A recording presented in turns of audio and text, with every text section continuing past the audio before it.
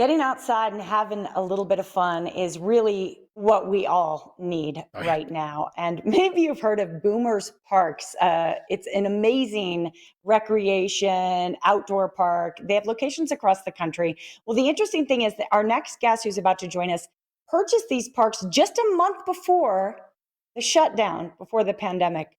So, very interesting time to buy a business, but he is back. He is here to spread his message and get us all outdoors and having fun. Tim has my luck. Tim Murphy, the CEO of Boomers Parks, joining us now from his home office. Tim, how are you, sir? I'm doing great. Doing great. Glad to be on. Yeah, I'm glad to have you on. And I'm pretty sure that you're glad that it's 2021 now. Let's talk about this, man. You get these parks, the timing, like a fart in church, just the worst possible timing imaginable. Wow. But here we are now. The parks are opening up. Life seems to be slowly but surely getting to normal. What's the capacity of the parks? And tell us what you get going on over there. Well, the capacity of the parks varies per state. We're in California, we're in Florida, we're in New Jersey. Each state's got a little different requirement. I'll call Florida the Wild Wild West. I'll call California the very restrictive state. So we're somewhere between 25 and 50%. But we're happy to be back out. There's so much that we've got going into the parks. We're really upgrading a lot of the parks. We took over for the intent to turn them around and mature who we have coming into the park. Right? When I say mature, we're focused. The previous company was focused on 2 to 10 year olds, 12-year olds. We're focused on tweens, teens, young adults, and corporations. Smart. I love it. Yeah, absolutely. Well, let's talk. I know we're going to talk about the safety protocols you have in place, but first, I'd like to get to a little bit more of the fun, Tim. So tell me all about, what it's like to experience the park. And then if you could also touch on the food, because Sean and I, we just love to eat. Sure. So we've got go-karts, we've got miniature golf, we have bumper boats, we have batting cages, arcades where the states will allow us to open those. We have laser tag. We've got a lot of different attractions, but we've also upgraded our food. So instead of just having carnival food at most of our locations that it used to be, or you may be familiar with, and go into a small amusement park or a family entertainment center, we've upgraded with sliders and flatbreads and some salads and nachos. Really upgrading the food, getting alcohol licenses in our facilities, but a flavor profile that makes you want to eat the food. Yes, exactly. I come from a restaurant background predominantly, and good 30 years in restaurants. And it's really upgrading the taste, the flavor profiles. So we're having a lot of fun with that. And guess what? A lot of people are starting to eat it too. So. Yeah, once you enter an amusement park situation, sometimes you're held captive to whatever food's there, and it's like, ugh, fine, I guess. So when the food's actually good, that's nice. Food you actually want to eat.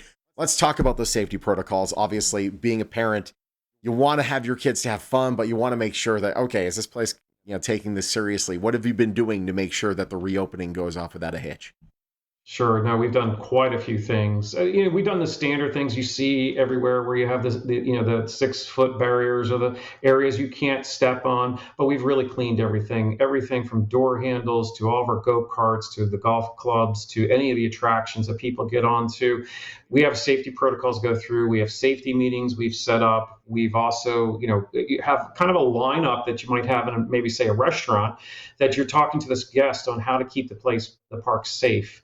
Safe from how we take care of the attractions to safety of our guests to make sure that the viruses don't spread. Really upgrading where a lot of other folks are doing this, but at the end of the day, I think we've gone above and beyond to kind of set the standard for the industry, because not everyone does this, at least to our standards, and that's really what it's about, is creating a standard that's like a theme park, if you will. Nice. Well, and it's about a lot of fun. So I know there's a location in Irvine. We, of course, are here in Las Vegas. And I believe you have a location in Modesto as well? We have Modesto, we have Livermore, Santa Maria, we have the LA Speed Zone, which we're turning into a Boomers amusement park later this year. Nice. Yes, the Irvine location you talked about. We have Boca Raton. And then we have 2 water parks, one in Destin, Florida, near the Gulf Coast, as well as another one that's indoors called Sahara Sam's, right outside of Philadelphia in the New Jersey side near Camden and Cherry Hill area. Very cool. Yeah, indoors in pools, probably a good idea in the Northeast.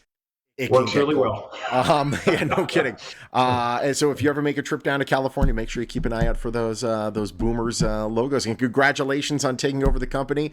You've had a year to kind of things are kind of quiet to make those moves, and now you get. Well, actually, we're looking for more parks to buy, so that's what our goal is. Ooh. So.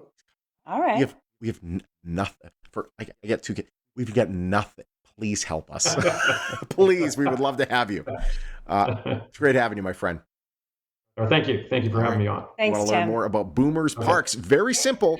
Go to boomersparks.com. You can find it right there on your screen. You can also call the number, which he's getting a call on right now. Wow, that was like, I don't know. I think the party just started right there.